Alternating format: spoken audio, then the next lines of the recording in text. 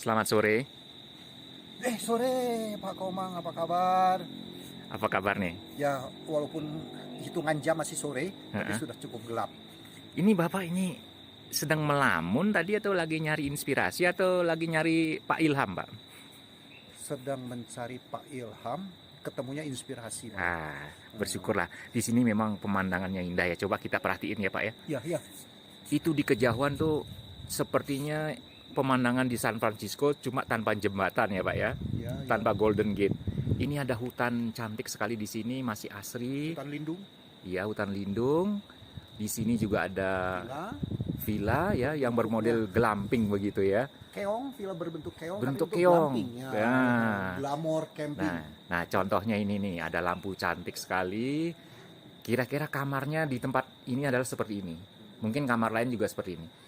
Tapi kita nggak akan ngomong kamar nih hari ini nih. Kita ngomong soal inspirasi dan ngomong soal terutama cawapres yang kemarin. Yang kemarin ya. Nah, di sana kan kita ngelihat ada banyak respon dari para pemirsa, dari para pengamat dan sebagainya tentang yang namanya pertanyaan yang katanya itu jebakan Batman. Padahal ini di Indonesia loh, harusnya kan Gundala gitu loh Pak ya. Gatot Kaca. Gatot Kaca gitu loh kan. Kok nggak ada jebakan Gatot Kaca gitu ya.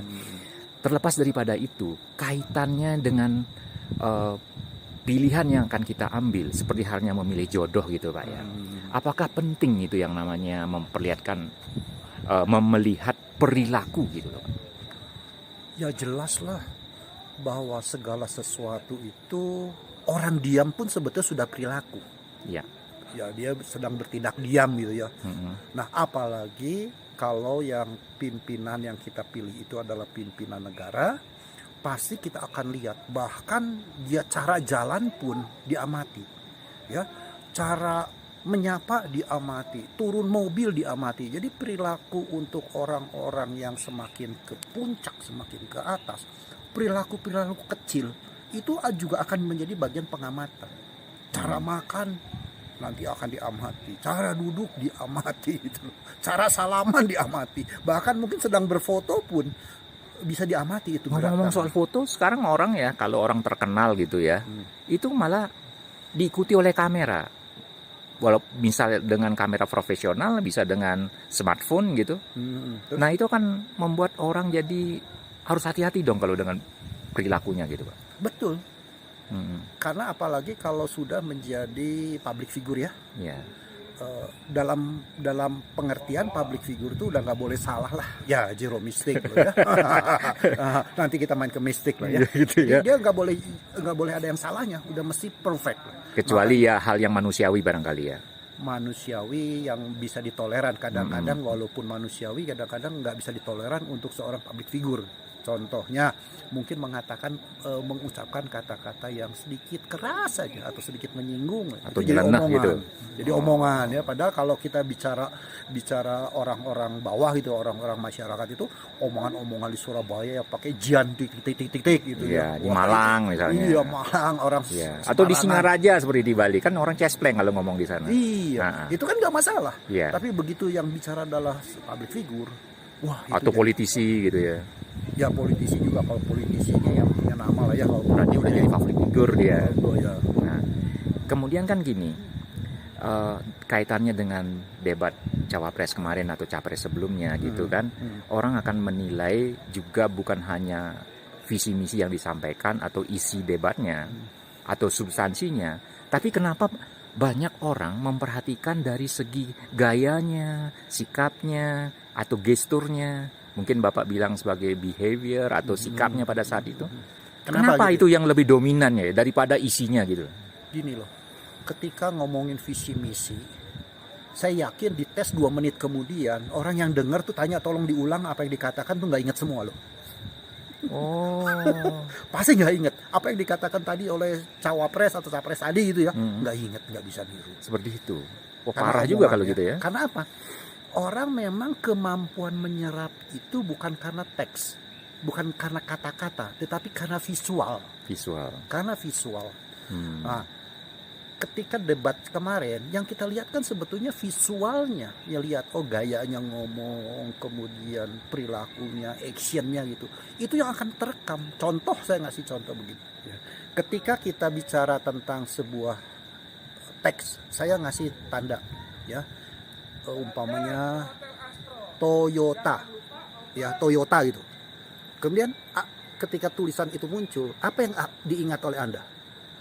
Orang akan menjawab mobil. Orang akan jawab Kijang, Innova gitu ya. Kenapa tidak pernah atau Wuling gitu ya? Ya, atau Wuling. Atau kita bicara tentang Apple, apa yang diingat?